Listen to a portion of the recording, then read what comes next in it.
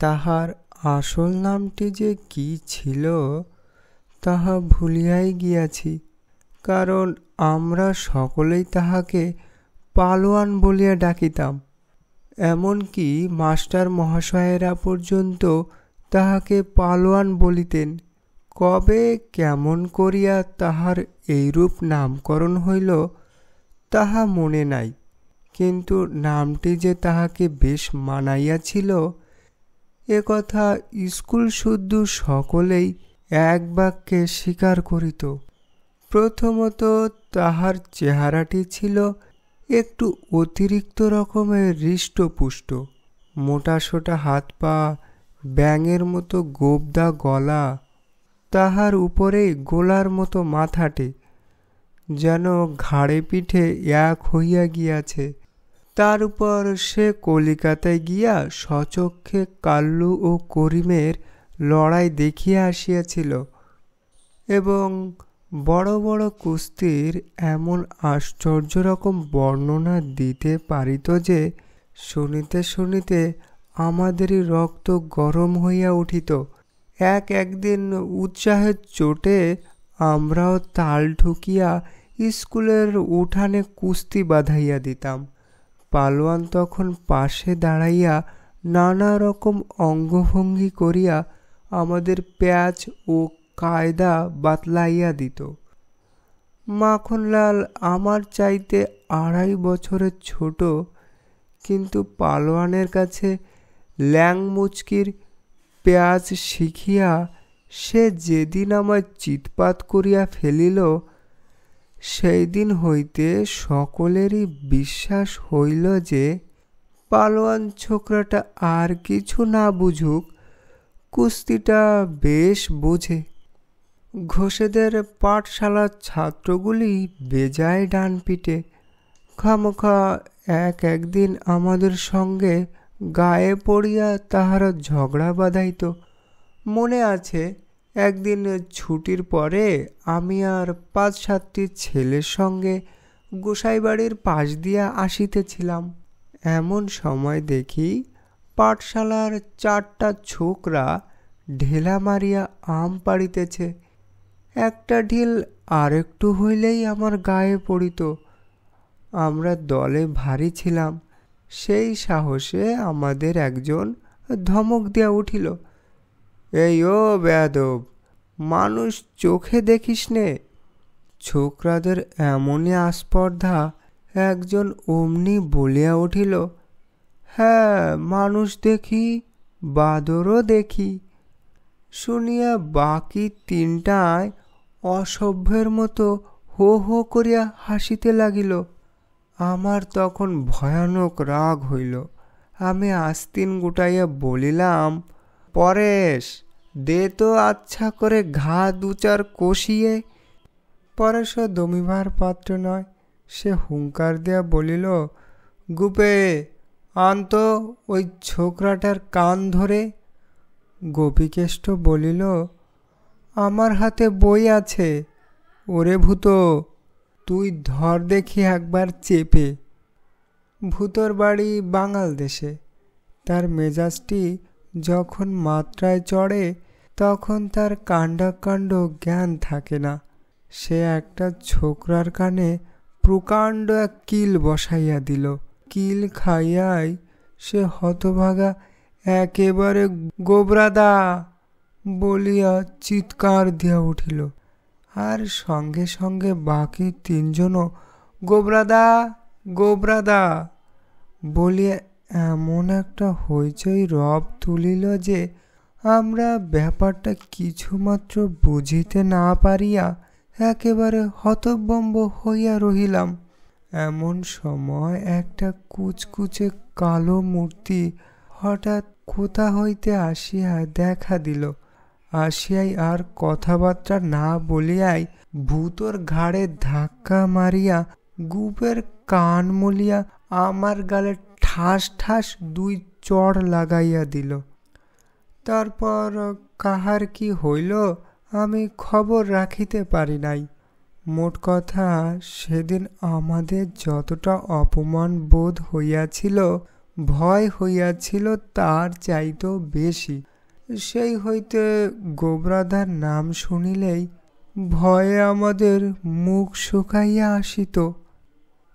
পালোয়ানের কেরামতির পরিচয় পাইয়া আমাদের মনে ভরসা আসিল। আমরা ভাবিলাম, এবার যেদিন পাঠশালার ছেলেগুলো আমাদের ভ্যাংচাইতে আসিবে, তখন আমরাও আরও বেশি করিয়া ভ্যাংচাইতে ছাড়িব না। পালোয়ানও এ কথায় খুব উৎসাহ প্রকাশ করিল, কিন্তু অনেক দিন অপেক্ষা করিয়াও যখন তাহাদের ঝগড়া বাঁধাইবার আর কোনো মতলব দেখা গেল না, তখন আমাদের মনটা খুঁতখুত করিতে লাগিল। আমরা বলিতে লাগিলাম, ওরা নিশ্চয়ই পালোয়ানের কথা শুনতে পেয়েছে। পালোয়ান বলিল, হ্যাঁ তাই হবে, দেখছ না এখন আর বাছাদের টু শব্দটি নেই।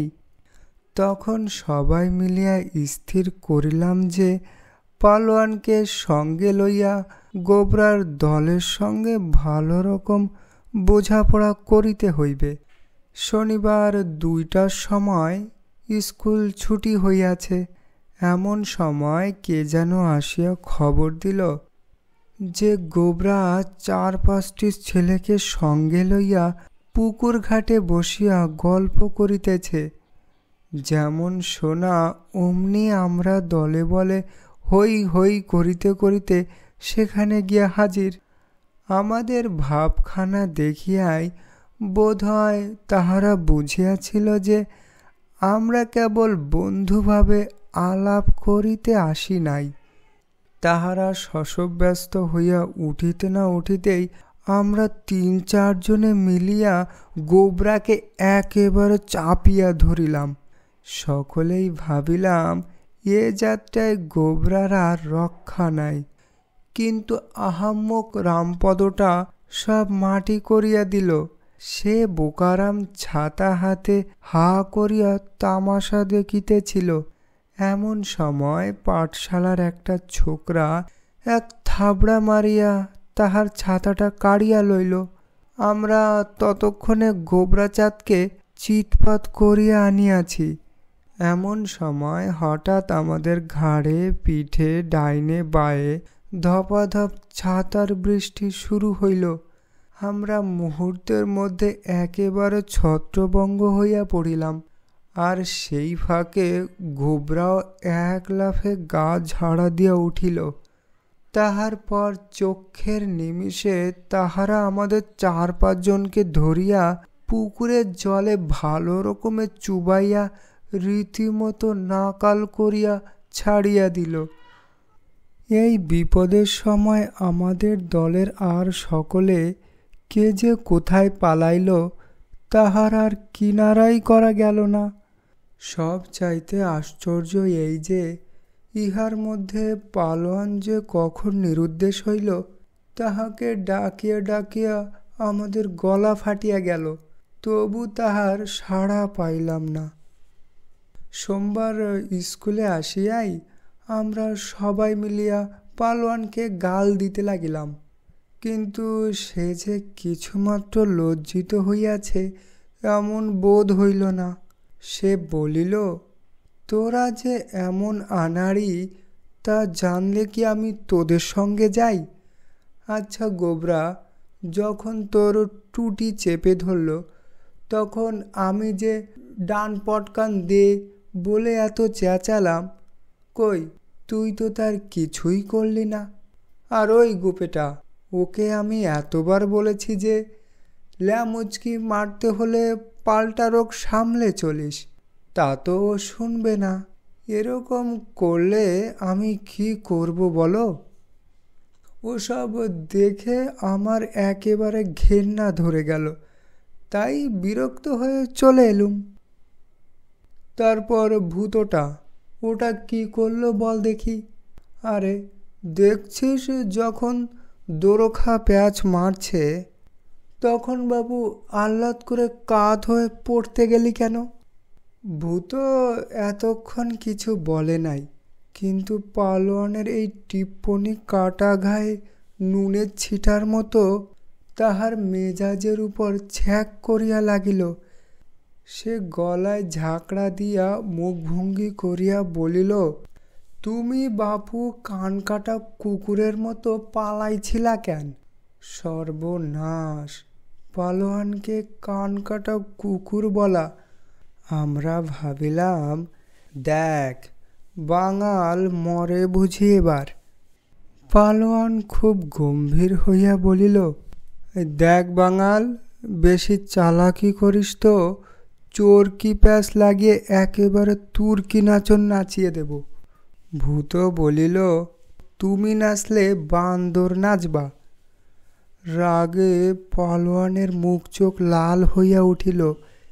সে বেঞ্চি ঢিঙাইয়া একেবারে বাঙালের ঘাড়ে গিয়া পড়িল।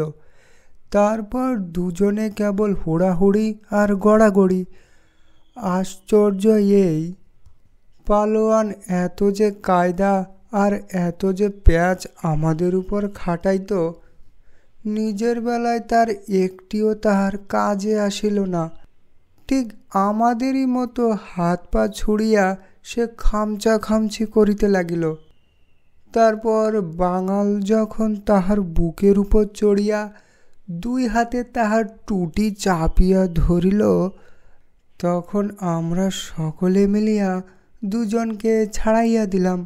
পালোয়ান হাঁপাইতে হাঁপাইতে বেঞ্চে বসিয়া ঘাম মুছিতে লাগিল। তারপর গম্ভীরভাবে বলিল, গত বছর এই ডান হাতের কবজিটা জখম হয়েছিল, তাই বড় বড় প্যাঁচগুলো দিতে ভরসা হয় না। যদি আবার মোচকে ফচকে যায়, তা নইলে ওকে একবার দেখে নিতুম। ভূত এ কথার কোনো উত্তর না দিয়া তাহার নাকের সামনে একবার বেশ করিয়া কাঁচকলা দেখাইয়া লইল। ভূত ছেলেটি দেখিতে যেমন রোগা এবং বেটে, তার হাত পাগুলিও তেমনি লটপটে। পালোয়ানের পালোয়ানি সম্বন্ধে অনেকের যে আশ্চর্য ধারণা ছিল, সেই দিনই তাহাও ঘুচিয়া গেল। কিন্তু পালোয়ান নামটি আর কিছুতেই ঘুচিল না, সেটি শেষ পর্যন্ত টিকিয়া ছিল।